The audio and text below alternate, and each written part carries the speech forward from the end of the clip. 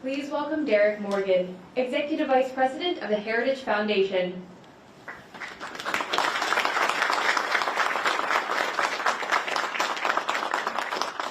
Thank you very much, and welcome everyone to the Heritage Foundation. We're delighted that you joined us today, and thank you for your patience as well as we undergo a historic event here. I have a few very brief words, and then I have the privilege of welcoming our distinguished guests, who will give remarks and then answer questions from the media. U.S. foreign policy should be driven by the pursuit of a strong, safer, and more prosperous America. As President Trump rightly recognizes, that means paying special attention to our hemisphere. We are blessed by so many of our neighbors who want to live in peace and respect their people. Because of our geographic, economic, and societal ties, malign developments in the Americas make the United States disproportionately vulnerable. If you don't believe that, then just ask some of the hundreds of thousands of American families who have lost loved ones to deadly drugs in recent years. Or notice how China, Russia, and Iran have all invested heavily in establishing a strategic foothold in our hemisphere. Nicolas Maduro led an anti-American socialist regime that weaponized deadly drugs, mass migration, and tren de agua against our towns and our cities. Meanwhile, he offered American adversaries an operating base. The American people, the Venezuelan people, and our entire hemisphere are far safer today because President Trump boldly sent U.S. Special Forces and the Department of Justice to capture Maduro and to bring him to justice. Securing our hemisphere also means working with our friends, our partners, and our allies. And the United States has many. We are honored to have one of those friends with us here today. María Corina Machado has been a brave fighter against Nicolas Maduro and the regime since it began to take form. Unlike many others in Venezuela and Washington, she recognized the danger from the very beginning. The Venezuelan people rewarded her principled opposition by casting their ballots amidst harsh repression from the regime. Her efforts, along with those of President Trump, have brought Venezuela closer to the restoration of freedom, stability, and security. And we all hope to see the return of legitimate elections in Venezuela in the near future. We are honored to host history here at the Heritage Foundation and important conversations like the one you are going to participate in today. Here, we work to build an America where freedom, opportunity, prosperity, and civil society flourish. I'm delighted to welcome to the stage María Corina Machado.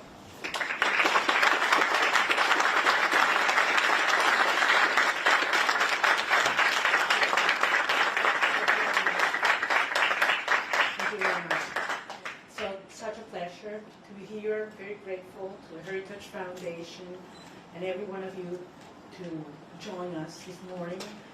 I have to say that looking back what has happened in the last years, and especially in the last days, it seems like a miracle to be sitting here in a free country in front of people that have also given their lives to fight for freedom, and justice, and democracy. And that's why I am very honored, not only with the Heritage Foundation, but with every single citizen of this country that has welcomed us and has honored the immense struggle that the Venezuelan people has fought for so long. And finally we can say that we are yes the threshold of freedom. On January 3rd, 2026, a new milestone was achieved, and we are definitely now into the first steps of a true transition to democracy that will have not only immense impact in the lives of all Venezuelans, those who stayed in our country, those who have been forced to flee around the world, but that will have immense impact in the region, in our hemisphere, and I will say even further in the whole world. Because what we have proven is that a people determined to be free, even without resources, without money, without a free press supporting, even facing the most cruel tyranny, can prevail. because the force of conviction and the force of love is the strongest of all. I am very proud to be part of this generation of Venezuelans. Most of them have never known what it means to live in freedom or what it means to be part of a democratic society. They have risked their lives, their loved ones, everything they have, because they share that dream to live in a free country. It's all about human dignity. It's all about justice. It's all about love. And it's love for our children, love for our country, and love for freedom that has brought us here. Now we face a very complex and delicate process, and as Venezuelans, we are absolutely grateful to President Trump, his team, his administration, and the people of the United States, because it took a lot of courage to do what he did. And he did it, yes, on behalf of the American people, but also because he cares for the people of Venezuela. And he told me that yesterday. And I think that was the most important message I can bring back to my country. Tell the Venezuelan people that the American people and the President of the United States truly cares for the life, the well-being, and the future. I'm certainly talking about our political prisoners and all those that have been persecuted, those who are all today in exile. But I'm also talking about those children that are growing without their mothers because they had to flee to send food back, that are growing without education because public school in Venezuela works 2 days a week because teachers earn $1 a day and they need to get other jobs in order to eat, that are growing without help and food. And we have the generation that is suffering the highest levels of malnutrition in a century. That's our children right now. And it is because of them. It's because of saving lives that we're doing what we're doing right now. And that's why we're going to win. And the only thing I want to assure the Venezuelan people is that Venezuela is going to be free, and that's going to be achieved with the support of the people of the United States and the President, Donald Trump of the United States. So I'm very grateful to be here. We're facing challenging times ahead, and we are prepared to do what it takes as a legitimate government. Edmundo González Urrutia and I have been in communication permanently all these days, and we feel not only with a mandate from the Venezuelan people, and that's why I'm here, and that's why what I convey to the President of the United States, but also with a huge task in front of us to prepare with other teams around the world and in Venezuela to take over government when the right time arrives. So thank you very much, and I'm more than willing to hear your questions now. So I believe there is a procedure that has been designed, so because we thought there might be some interest today. Thank you very much. It's an honor to have you, Mr. Machado. I'm gonna start off with a question, and then we're gonna open it up to the press. My question to you, Mr. Machado, is you know Venezuelan people more than anyone, and that's apparent from the very you know the Venezuelan people more than anyone, and that's apparent from the very strong support that they've shown for you time and time again. I wonder if you could tell us a little bit about, I mean, as you know, your country has been destroyed by socialism, Cuba, Russia, and Iran looting your nation, your wealth. Do you see, and the primary victim of this has been the Venezuelan people, do you see a future in which, at all possible, where a free and fair election and return to democracy in Venezuela restores anything but a strong, staunch U.S. ally and a country that leaves behind the shackles of socialism? Well, thank you very much. Can you hear me? I'm not hearing an echo here. No. Yeah, No. it's fine? Okay. Well, we're glad to know there's a problem with an echo, right? Yes. The different microphone. Can you answer at the podium? Yes. No. I'm proposing now. You want me to stand up? You prefer that I stand up? Yeah. No? Yeah. That's better now? Okay.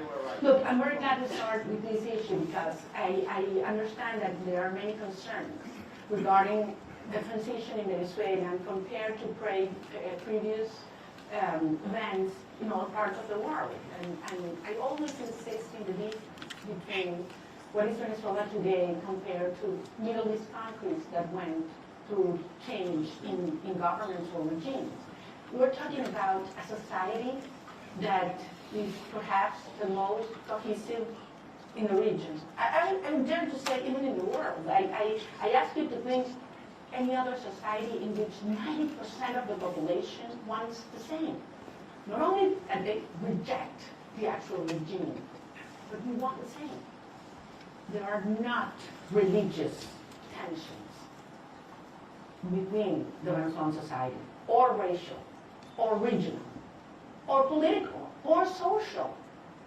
I mean, there was one longing that brought Venezuelans together, and that was, we want our children back home.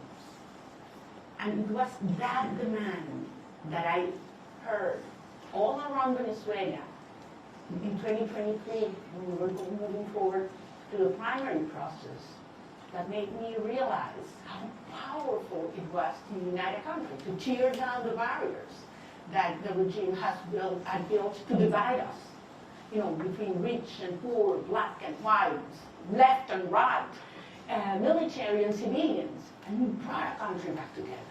That's why I always said, you know what, Maduro's going to go. We're going to get rid of him one day or the other. What's important is the country that's coming afterwards. And it's a country based on shared values. We want to live with dignity. We want to live with the result of our work, our effort. A society based in merit. And not, if you know, the chavista who is in certain place at certain time. Women do not want handouts.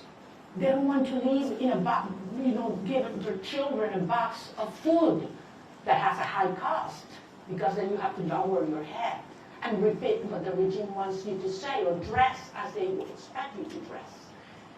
They want to live with their job well done. That's dignity. And that's what Venezuela deserves and wants today. And that's what we represent. So, of course, the result of this hard process will be a society based on these values. A society that is profoundly pro-American. And I want to insist on this. Delcy Rodriguez, yes, she's a communist. She's the main ally and representation of the Russian regime, the Chinese and Iranians. But that's not the Venezuelan people, and that's not the armed forces as well. So I am profoundly, profoundly confident that we will have an orderly transition. This is a complex phase we are right now. Some of the dirty work is being done by them. But then the result of a stable transition will be a proud Venezuela who's going to be the best ally the United States has ever had in the Americas.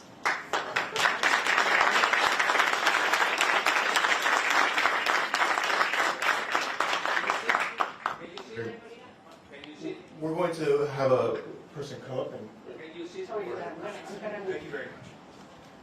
Thank you very much for coming. I realize there's a lot of interest. We're going to try to get to every question. I'm going to go through a list. There's outlets that have more than one reporter accredited, so I would like to please ask you to raise your hand so we can get one of our kind staff to bring the microphone to you as I call you out. Julio Vaqueiro from Telemundo, please. Hola María Corina, qué gusto verte aquí en Washington, D.C. El presidente Donald Trump, su gobierno, está hablando y trabajando con Delcy Rodríguez, así lo han dicho ellos. Usted le dio el Premio Nobel de la Paz al presidente Trump en su encuentro ayer. ¿Qué le dio el presidente a usted? ¿Un reconocimiento de su legitimidad como opositora con el mandato de encabezar esta transición en Venezuela? Gracias, Julio. Yo no vine a buscar nada para mí. Yo aquí en representación del pueblo de Venezuela que eligió a Phone down. Urrutia como presidente electo. Phone down, man. Put your phones down. Put the phone down, man. Ay, no baje. No, no. Blocking the cameras with their phones. Entonces, repito, yo vine en representación del pueblo de Venezuela, que nos dio un mandato. Primero el 22 de octubre de 2023. Toca cambiar la persona que tiene el audio porque... Ya va, chicos, un minuto. Vamos a ¿se escucha bien o no? Vamos a cambiar.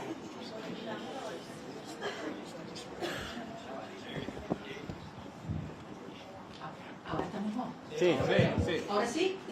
Ok, voy a repetir la pregunta la respuesta a la pregunta de Julio. Les decía, yo vine a reunirme con el presidente de los Estados Unidos en representación del pueblo de Venezuela, que nos dio un mandato.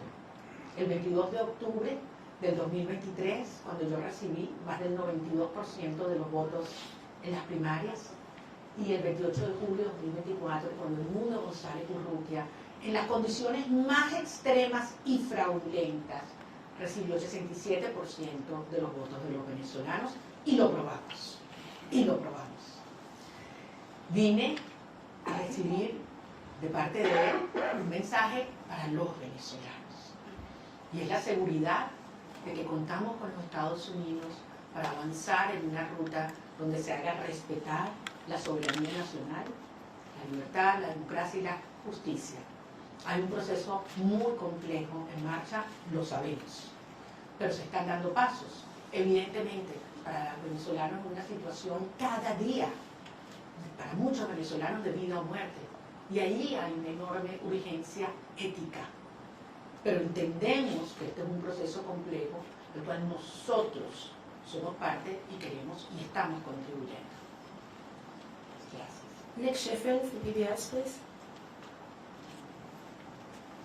Well, María Corina, thank you so much. It's great to see you in person after seeing you virtually for the last few years.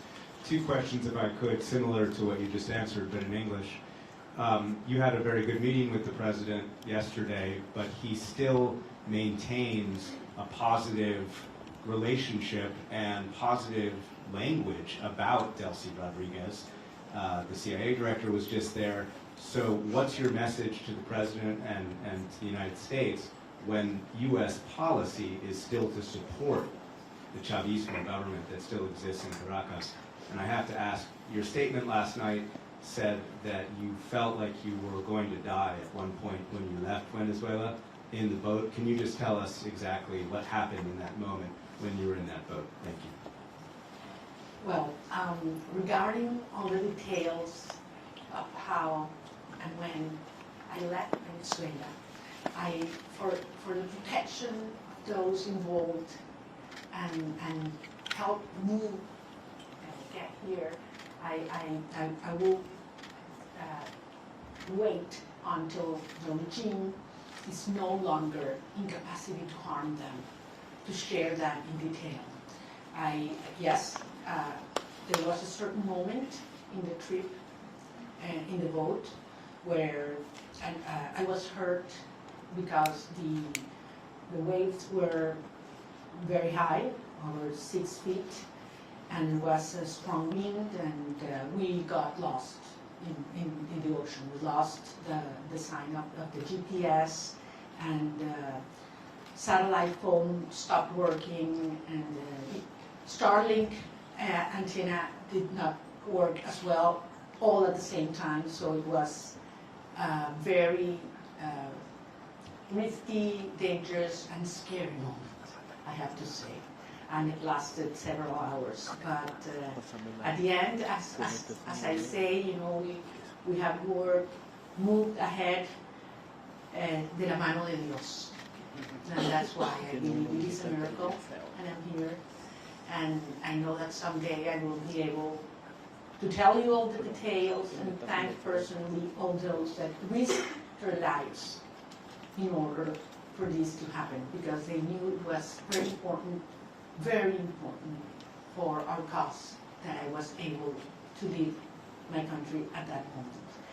Regarding your first question, look, this has nothing to do with a tension or decision between Delcy Rodriguez and myself. This is about the cartel and justice. This is about a criminal structure that is the regime and the mandate of the Venezuelan people. That's what's at stake at this moment. I'm just one member of a huge movement of millions of Venezuelans that have decided and are committed to be free.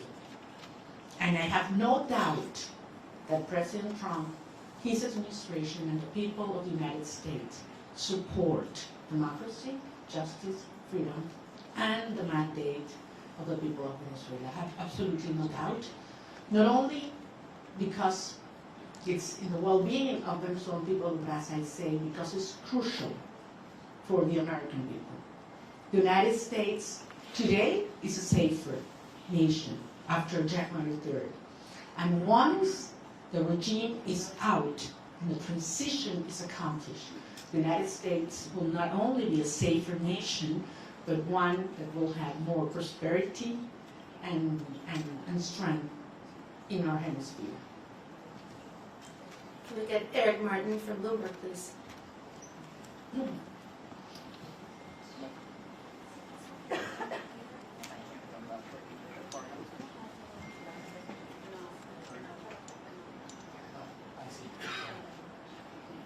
Thank you.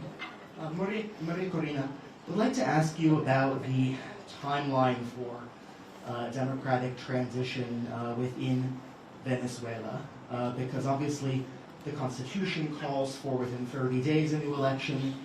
You've already been recognized by a number of countries, including the US in 2024. Mundo Gonzalez as having won that election. The accusations that the election was stolen by the Maduro regime, as you mentioned. You overwhelmingly won the primary in 2023. Do you have an expectation, is your expectation that the next step in this process would be a new election in Venezuela? Do you expect that to happen in 2026? Or what does the roadmap look like from getting from today's government by Delcy Rodriguez, the government de facto that is in control, to a democratically elected government? Thank you. Thank you, Eric. Well, if the Venezuelan Constitution were respected, we wouldn't have 1,000 political prisoners. We wouldn't have 9 million people, fleeing and living around the country. We wouldn't have our president-elect exiled in Madrid. I mean, he would have taken power on January 9, 2024. So 2025, sorry. So we realize that there's no rule of law in Venezuela. I don't know actually if you're aware, Venezuela is currently in the last place globally in terms of rule of law. Out of 142 countries that have been evaluated by the World Justice Project, Venezuela is in place 142. So much for the Constitution. At the end, it is a matter of strength, and that was what made this process, starting on January 3rd, happen. I mean, that was the main difference. The regime realized that they are facing the strength of the people organized, but mostly, in this last phase, the strength of the democratic allies that are concerned about the structure of the regime, of the criminal regime in Venezuela. So this is a process that has several phases. We are in one that is complex, as I said, in which the regime is forced to dismantle themselves. Some of the structures that have been maintaining them in power, starting with the repression system that requires not only that all political prisoners are liberated, but that they are free. The fact that you are not in a prison doesn't mean that you are free. In Venezuela, they have left the jails, but they cannot speak to the press. They cannot leave the country, and they are still terrified. All torture centers have to be closed, and certainly there have to be guarantees for journalists to speak out, and those who have left the country to come back and organize and make the will of the people be respected. Eric, believe me, I understand the urgency. I have been speaking with the families, not only of those that have been freed, liberated these last hours, but especially with those that have not, and that they don't know where their loved ones are right now. They have simply disappeared. I'm talking about hundreds of people. Actually, we found out in these last hours that there were more political prisoners than we thought, because many families had been scared just even to denounce that their loved ones had been imprisoned or disappeared by the regime. So some of those that have been liberated were not even registered by us. So, and this is still in place. I mean, there is a criminal structure of terror, not only on the civilian population, but also in the military. So that one of the main urgencies and priorities that have to take place in days to come is we need to dismantle that terror structure by the DGCIN or la Casa Militar, which are those that have committed crimes against humanity, and that are those that have not only the civilian but the military under terror and neutralized. Once these steps are taken, then we can move forward in the reinstitutionalization of our government, and eventually we will have free and fair elections. And I'm talking about governors, mayors, National Assembly. We need to have the will of the people be expressed freely. I have to remember that in the last election, presidential election, the president-elect González won, nearly 40% of the Venezuelans that have a right to vote couldn't do it because the regime wouldn't allow them. That's one of the main things we need to correct. Every single Venezuelan living in Venezuela or abroad should have the right to vote as soon as possible. Thank you. Gaby Peroso from the Philippines.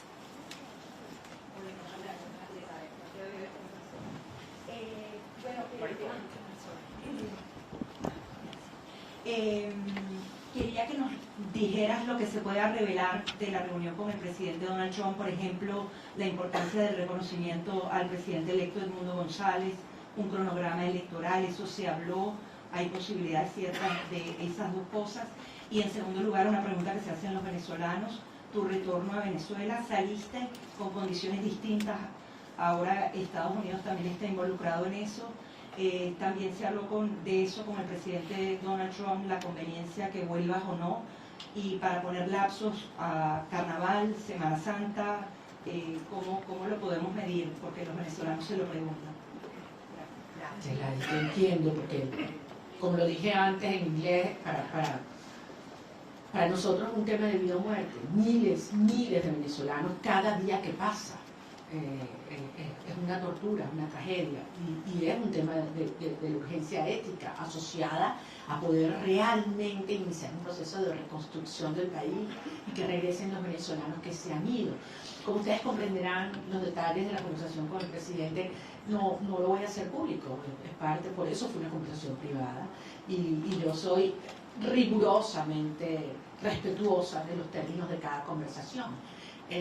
Sí, porque esto depende de lo que yo dije y que además lo he dicho públicamente, voy a decirles que por supuesto que insistí en mi deseo de regresar a Venezuela lo antes posible, y lo voy a hacer. voy a regresar a Venezuela lo antes posible. Y evidentemente fue un tema que discutimos y todo lo que ello implica. Pero no soy solo yo, son millones de venezolanos, otros compañeros, líderes políticos de otros partidos que también quieren hacerlo.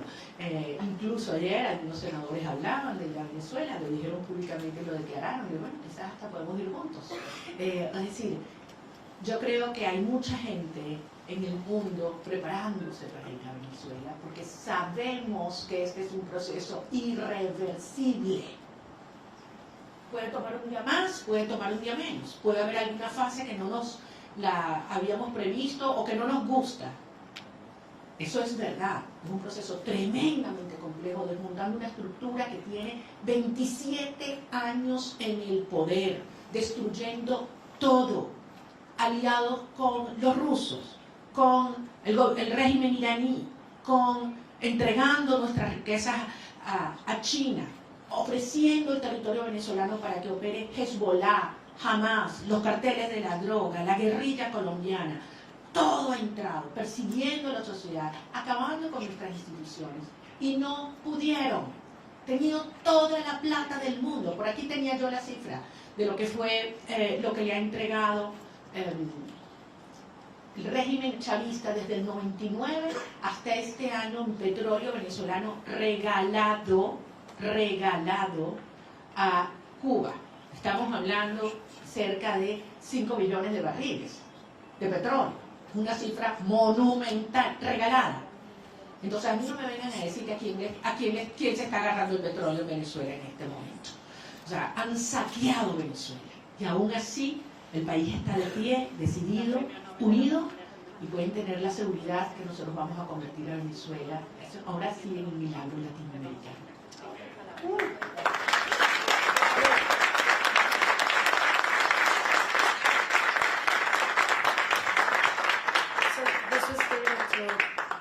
This is supposed to last until noon. It is now noon, but if everyone's getting to stay, please stay. Paolo Mastrolli from la República, please.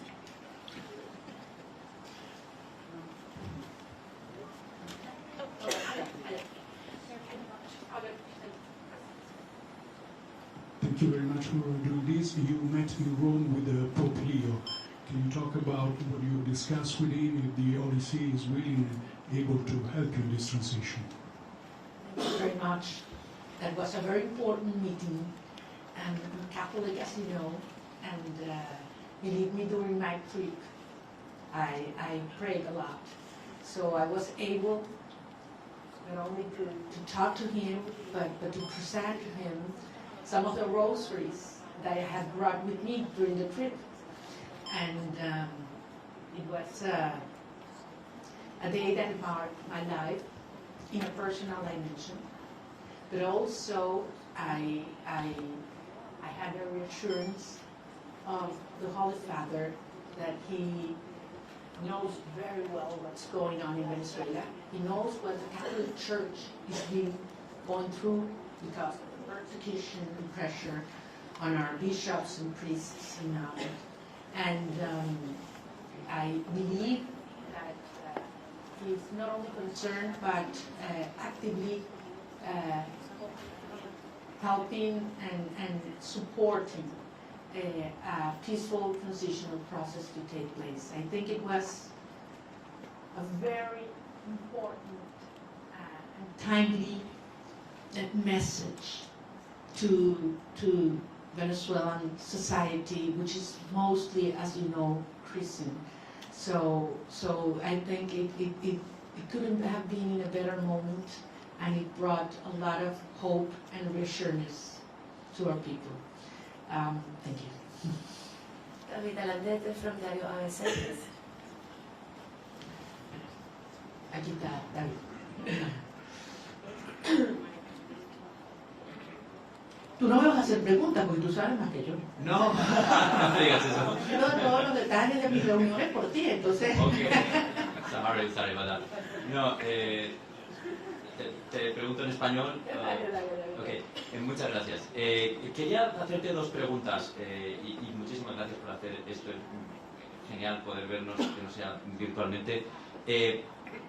Estaba interesado en cómo se ha escrito mucho, se ha dicho mucho sobre cómo fue la visita, los términos, sin revelar nada interno. ¿Cómo te sentiste tratada y recibida? Porque creo que ese ha sido un punto muy importante en la cobertura de la visita. Y el segundo, ¿qué le dirías a la comunidad internacional después de haber sido recibida en la Casa Blanca? Me refiero a la Unión Europea, a otros países que han estado antes en mediación, pero no lo están ahora después de la operación del 3 de enero. Gracias. Muchísimas gracias.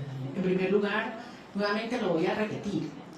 Yo no estaba allí como un individuo, yo estoy allí en representación del pueblo de Venezuela. Nosotros representamos al pueblo de Venezuela. Ganamos apabullantemente, no una, 2 elecciones. Y el mundo entero lo sabe. Estamos allí en representación de un pueblo que ha dado su vida para vivir en libertad. Y que no vamos a descansar hasta lograrlo. Venezuela va a ser libre, que nadie lo dude. Y esto va a ocurrir gracias al apoyo que hemos recibido del presidente Donald Trump. Y así lo digo con todas sus letras, y así lo dije ayer en el Senado, en frente de senadores de ambos partidos a quienes les agradezco profundamente su presencia, porque si hay algo que ha unido al pueblo de los Estados Unidos es la causa por la libertad de Venezuela. Y así queremos que siga siendo, porque el pueblo de Estados Unidos entiende cómo la libertad de Venezuela afecta a todo el hemisferio. Indiscutiblemente para los venezolanos es un tema existencial, pero es un tema prioritario. Yo sentí un enorme respeto hacia el pueblo de Venezuela ayer, cuando entramos a la oficina oval. Y no sé cuánto iba a durar la reunión, pero la verdad es que sentí que pasaba el tiempo, podíamos conversar de todos los temas con absoluta honestidad, crudeza. Ustedes me conocen como yo soy, yo digo lo que siento, lo que pienso, y con mucho respeto, sin lugar a dudas. Estoy nada más y nada menos que en la oficina del presidente de los Estados Unidos, frente al presidente de los Estados Unidos, pero consciente de la responsabilidad de este momento único. Y salí de allí, y se lo decía anoche en una entrevista que grabé con Rachel Campos, le decía, me impactó la preocupación que él me transmitía sobre la situación de los venezolanos hoy. Cómo están los niños, cómo están los jóvenes, cómo están los ancianos, cómo está el sistema de salud, cómo está el sistema de educación, cómo están las familias, qué planes tenemos. O sea, yo creo que quizás públicamente se da a conocer más las preocupaciones por temas económicos, energéticos, etc. Pero yo ahí pude tener una conversación con un ser humano que le duele lo que están viviendo los venezolanos, que le preocupa y que está genuinamente comprometido con su bienestar. Por eso yo salí realmente convencida de que lo que necesitamos para sumar a toda la fuerza y la organización adentro en un genuino liderazgo global está en la Casa Blanca, y creo que servirá de ejemplo para aquellos líderes globales o mundiales que no han tenido la determinación de llamar las cosas por su nombre, porque todos lo saben. A esta altura no hay excusas. Están los informes de Naciones Unidas y el Fact-Finding Mission, donde se demuestran los crímenes de lesa humanidad que ha cometido Nicolás Maduro, Delcy Rodríguez, Diosdado Cabello, Vladimir Padrino López. Eso está allí, con nombre y apellido, testimonios desgarradores. Entonces no hay excusa para ignorar el terrorismo de Estado como ha calificado la Comisión Interamericana de Derechos Humanos. Más allá de todos los crímenes de corrupción, narcotráfico, tráfico de seres humanos, de armas, todo lo que sabemos que sigue ocurriendo en Venezuela. Yo salí emocionada y con una gran responsabilidad, desde luego, para los tiempos por venir. Maxine Wallace, Washington Post, please.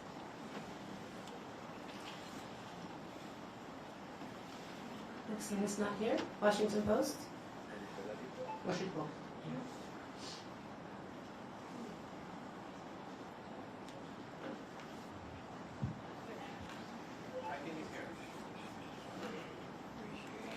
Okay.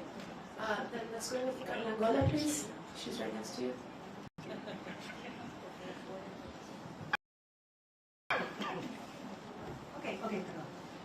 ¿Cómo estás, María Corina? Quería solo algunos detalles, ¿no?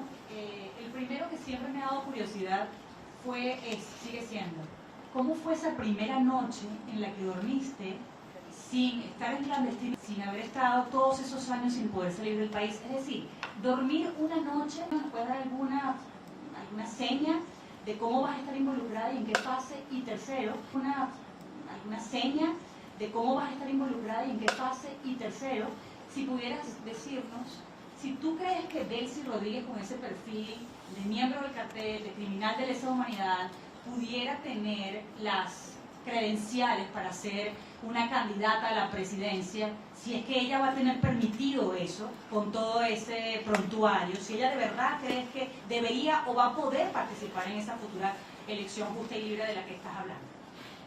Bueno, tú me conoces bien, querida Carla, yo no voy a especular. Yo voy a hablar solamente sobre los hechos y aquellos que además me puedo dar fe. En primer lugar, de la señora Delcy Rodríguez, creo que la justicia de los Estados Unidos tiene suficiente información, la justicia internacional. Solamente les recuerdo que no solamente es ideológicamente comunista y muy fanatizada, pero además ha sido como en el cargo de vicepresidente quien ha supervisado y ejecutado todo el proceso de represión en Venezuela. Es decir, los centros de tortura están bajo su dirección y han estado bajo su dirección. Es responsable directa. Además, ha sido parte del diseño de bypassear las sanciones de los Estados Unidos, la justicia de los Estados Unidos, para poder obtener y seguir haciendo transacciones financieras con países que son enemigos de los Estados Unidos. Entonces, queda muy claro cuál ha sido y cuál es su perfil. Y con relación al rol que vamos a tener el gobierno electo en estos próximos pasos, es algo que no hay que descubrir, es algo que hay que construir. Y ayer dimos un paso y evidentemente es algo que está en diseño, en construcción, y veremos día a día cómo va ocurriendo. Como yo se lo decía siempre a los venezolanos, it's one day at a time. Ya estamos en una fase que es 1 hour at a time. Y como son las cosas en Venezuela, ya ustedes saben cuándo es lo próximo, ¿no? Entonces aquí nadie se aburre en materia de la dinámica en Venezuela, porque están pasando muchas cosas. Y muchas veces, y yo sé que tú lo dijiste una vez, creo que a mí también, que cuando yo estoy más callada, cuando más duro estamos trabajando. Entonces sí les pido en ese sentido, yo sé que los venezolanos tienen profunda confianza. Miren a dónde hemos llegado. Con relación a mis temas personales, y estos son los que más me cuentan, a lo que fue la salida, lo único que les puedo decir es que yo no dormí esa primera noche. Yo primero tenía 16 meses en los cuales cada ruido que ocurría, sonaba algo, inmediatamente me despertaba. O sea, tenía 16. Y esa sensación de que puedes dormir en paz, segura, de que un ruido no implica una amenaza, es algo que toma un tiempo procesar. Yo me levanto algunas veces y sola, abro los ojos y puedo abrir la ventana, ¿no? Son cosas que quizás para muchas personas son take for granted, ¿no? Hay que vivir esto para valorar la libertad. Y la verdad que si hay algo que yo tengo que hacer es darle las gracias y pedirle perdón a mi familia, porque hay que ver lo que esta experiencia les ha traído a las familias de todos los que estamos involucrados en esta causa, no solo la mía. Yo hablaba ayer con la madre de un muchacho que liberaron.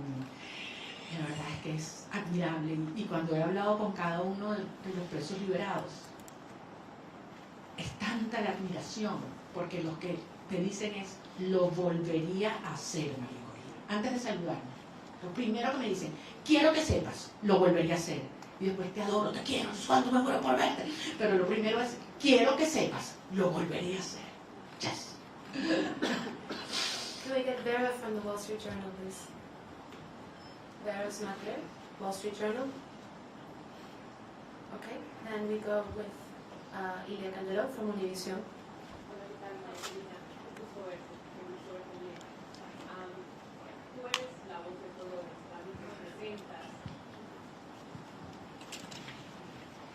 Tú eres la voz del pueblo venezolano y representas al pueblo venezolano. Delcy Rodríguez está en este momento al frente del gobierno de Venezuela. El presidente Trump ha tenido palabras para elogiarla y ha dicho que su gobierno está trabajando muy bien con ella. ¿Qué te garantiza a ti que va a haber una transición? Y si no temes que este hecho de que se lleven bien y de que estén trabajando bien lleve a que se perpetúe el régimen en el poder en detrimento sobre todo de los venezolanos que están en Venezuela. Entiendo perfectamente tu preocupación porque al final eso es lo que ellos han hecho. Pero recordemos, han habido 17 iniciativas de diálogo. Esta no es la primera, de aproximación o negociación, 17. Todas, absolutamente todas, lo que el régimen buscó fue ganar tiempo, legitimidad y plata. Y se salió siempre con la suya. Todo lo que se comprometían a hacer lo violaron siempre. Entonces, es lógico que el pueblo de Venezuela tenga esta preocupación. Pero la señora Delcy Rodríguez en este momento lo que está es cumpliendo órdenes. Ella no está en un acuerdo, a motus propio, ni cómoda. Ella está cumpliendo órdenes, porque al final, si algo demostró el 3 de enero, es que tenía que haber una amenaza real, tenía que haber fuerza real. El costo de quedarse en el poder tenía que ser más alto que el costo de la salida para que se diera este cambio de actitud en el régimen. Y los venezolanos hicimos todo lo que nos correspondía en términos de la organización, la movilización, la victoria electoral. Pero hacía falta el respaldo decidido de los Estados Unidos y finalmente llegó de la mano del presidente Trump. Entonces, esto es otra fase. Ahora bien, se tiene hoy un sector que está cumpliendo en el desmantelamiento del otro sector del régimen. Eso existe. Y desde luego se tiene la fuerza real y la amenaza del gobierno de los Estados Unidos. ¿Qué falta aquí? ¿Qué falta aquí en este análisis? La gente, el pueblo de Venezuela. Y eso es lo que nosotros representamos.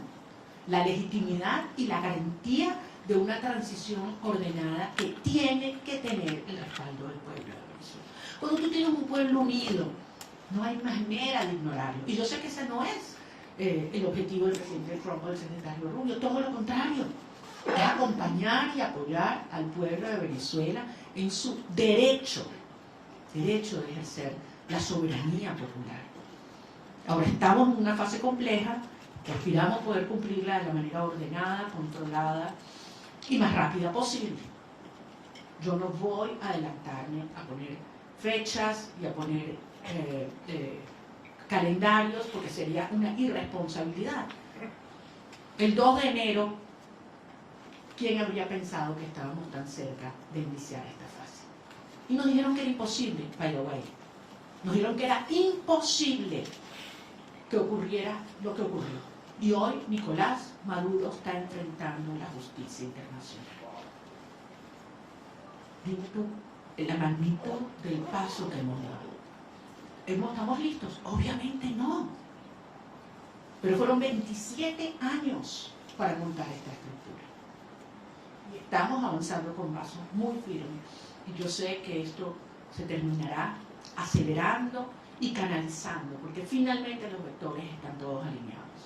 Falta, sí, como decía David, que algunos otros países alrededor del mundo con firmeza y valentía reconozcan que se está haciendo lo correcto y que lo acompañen. Yo creo que en este momento no es posible, porque depende de múltiples variables, pero nuevamente, trabajando duro para garantizar que podamos regresar a Venezuela con el mundo González Urrutia también. Benjamín Álvarez, de Deutsche Welle.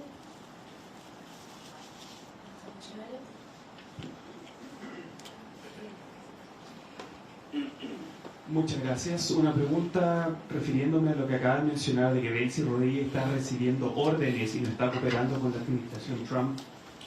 ¿cómo ve esta reunión de 2 horas que sostuvo Delcy Rodríguez con el presidente de la CIA el día de ayer?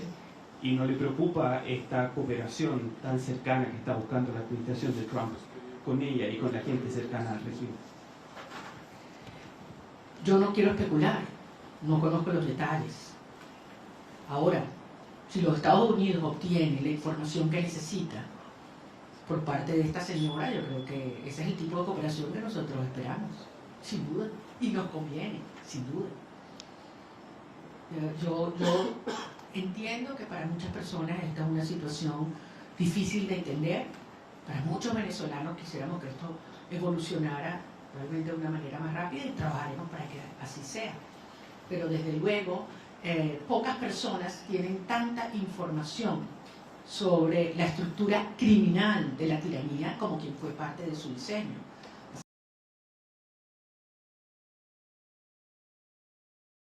Al director de la CIA. We're going to take a couple of questions in English. Eric from Politico, are you here? Please.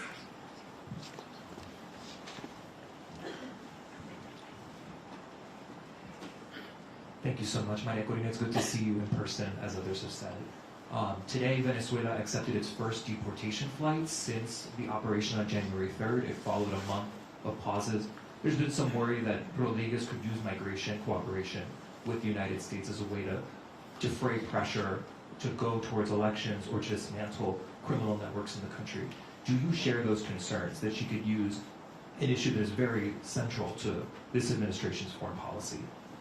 Thank you very much. We all know how this regime weaponized migration against several countries, not only the United States.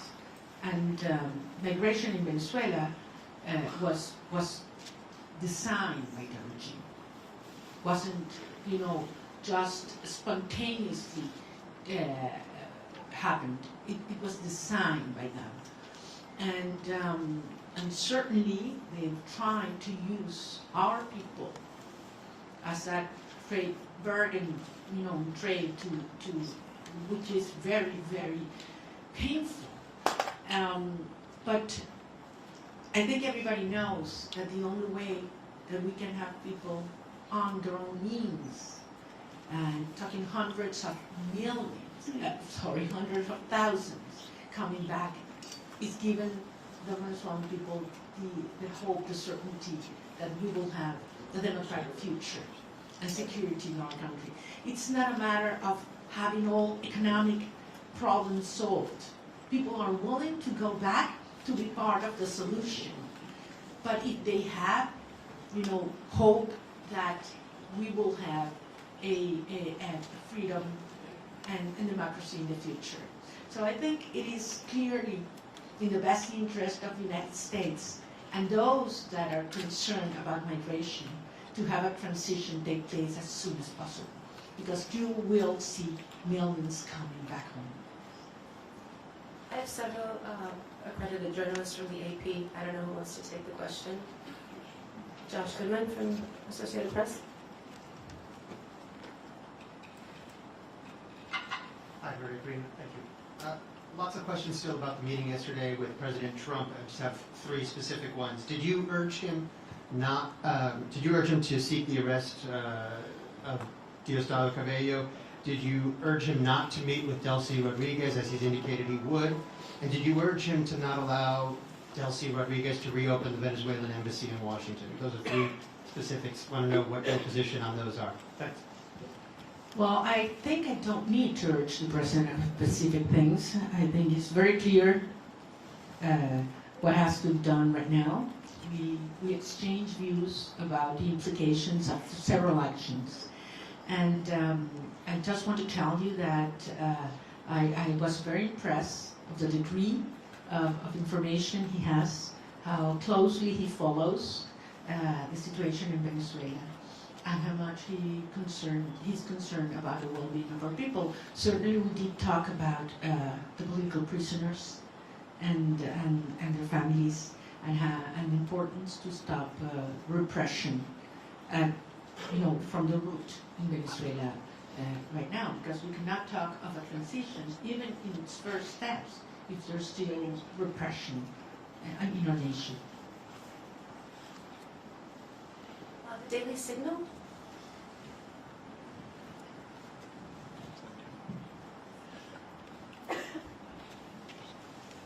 Thank you so much. Wondering regarding your meeting with President Trump yesterday, do you believe that you earned the trust of the president? And did you all specifically talk about a transition of power in Venezuela in which you would become president? Thank you. Point again, this is not about me. It is about the will of the people. And we certainly talk about how popular sovereignty has been expressed in Venezuela, and absolutely terrible conditions in which we did, and how the regime stole that result. And I think he can certainly relate to that. So I believe that the point here is Venezuela has decided as a nation to be united as a nation, to be united first, unite back again, and to fight for a right to be free. And he understands the moment and the implication for I would say the whole hemisphere. We talk about, and I would say this, I know you can imagine that about other countries, and specifically about Cuba and the implications of the transition to democracy in Venezuela, what would mean to Cuba. And I insisted on something I've said many times, that I believe that for the first time in history, we will have the Americas free of communism, dictatorship, and narco-terrorism, for the first time in history. And that's what's already happening. Sometimes you are so immersed in processes that, it's hard to understand the implication.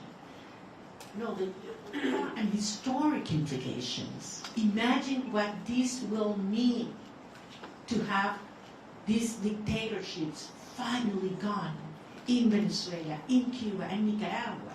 I mean, this is equivalent to the fall of the Berlin Wall in the Americas. So this is huge from a historic perspective, and this is happening as we speak. Kono, NHK Japan. Japan media. Okay, can we get Mr. Rosen from Newsmax? Also not here, okay. Jesus La Papilla, please.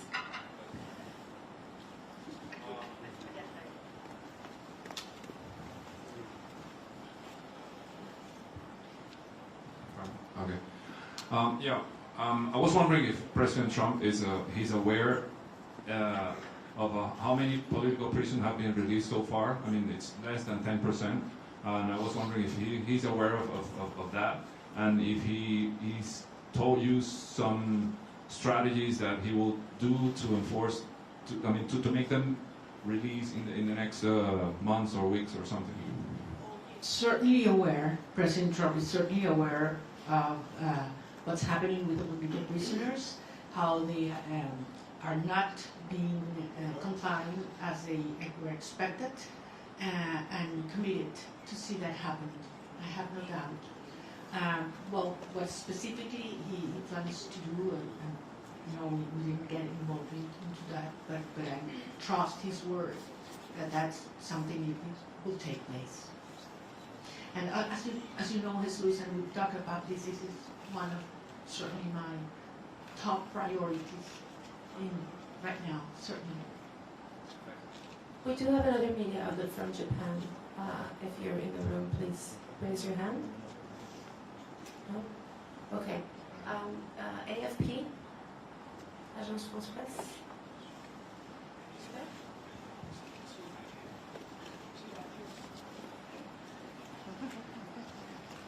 Sí, gracias. Gracias por la rueda de prensa. Señora Machado, quisiera saber, usted dice que es un proceso complejo. ¿Cuál es la primera prioridad? Ahora que salga de Washington, ¿qué es lo primero que quiere negociar o ver de parte del gobierno de Estados Unidos? Mi prioridad, a título personal o para los Estados Unidos. Bueno, en términos de esta fase hay que terminar de desmontar la represión. insisto, no es solamente que una persona pueda salir de la cárcel, es que sea libre y que se detenga la puerta, lo que se llama la puerta giratoria en Venezuela. Te sueltan 5 personas y te detienen 10 el mismo día. Y eso está pasando hoy. Esto sigue ocurriendo hoy. Y entre otras cosas, les recuerdo que la estructura del poder en Venezuela no es monolítica y no es jerárquica, es heterárquica. Por eso la propia señora Delcy Rodríguez no tiene control. Cuando dicen que controla las Fuerzas Armadas, no controla las Fuerzas Armadas. Ella lo que controla es la estructura represiva que tiene anulada las Fuerzas Armadas, que en este momento es el DGCIM y también la Casa Militar, en la cual también tiene gran control Diosdado Cabello, con enormes tensiones en el alto mando militar. Las Fuerzas Armadas, en más del 80%, están con nosotros. Si no, no hubiéramos obtenido las actas el 28 de julio. Eso es algo que el régimen lo sabe. Nicolás Maduro estaba protegido ¿por quiénes? ¿Venezolanos? No confía en los venezolanos. Él sabe que las Fuerzas Armadas repudian este sistema tanto como el resto de los ciudadanos de nuestro país. Pero las Fuerzas Armadas están amarradas, neutralizadas, aterrorizadas por la estructura represiva del DGCIM.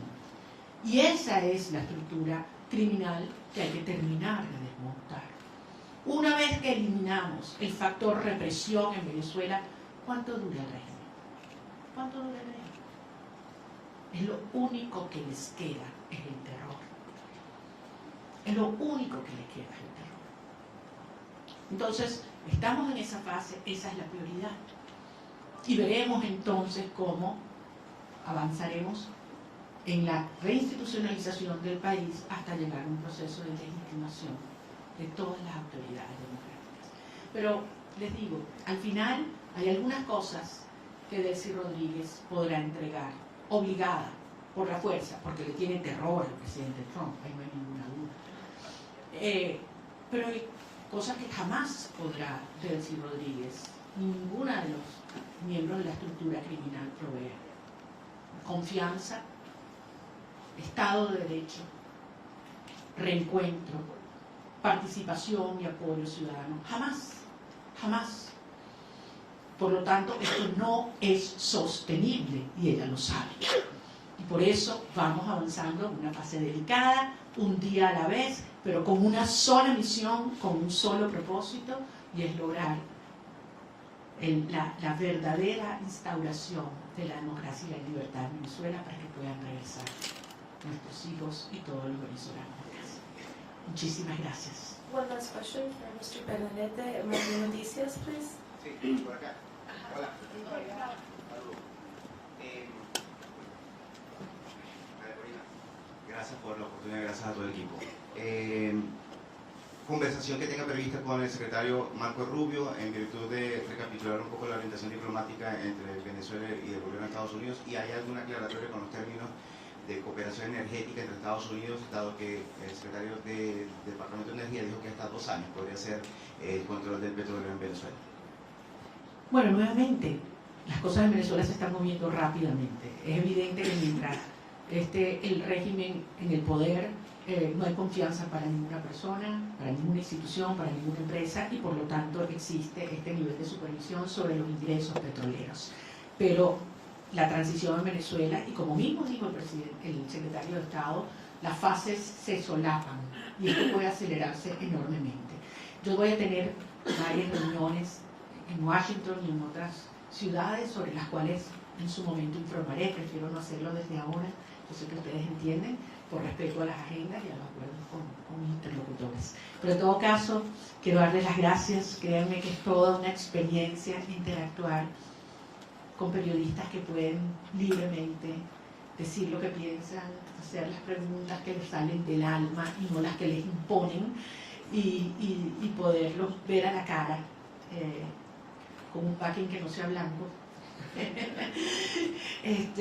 y con el orgullo de decirles que lo que viene es enorme, y que así como Venezuela hace 200 años fue el foco de la lucha por la libertad y la liberación de nuestra región. Una vez más, el futuro de la región de América Latina se está luchando en el suelo venezolano. Y yo voy a regresar lo antes posible. Espero que muchos de ustedes puedan hacerlo conmigo también. Muchas gracias. Gracias.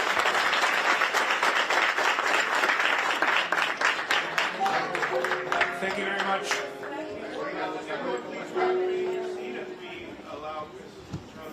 To file out, and then we'll all orderly come up back. But thank you very much. Let's welcome or thank Ms. Machado for her time.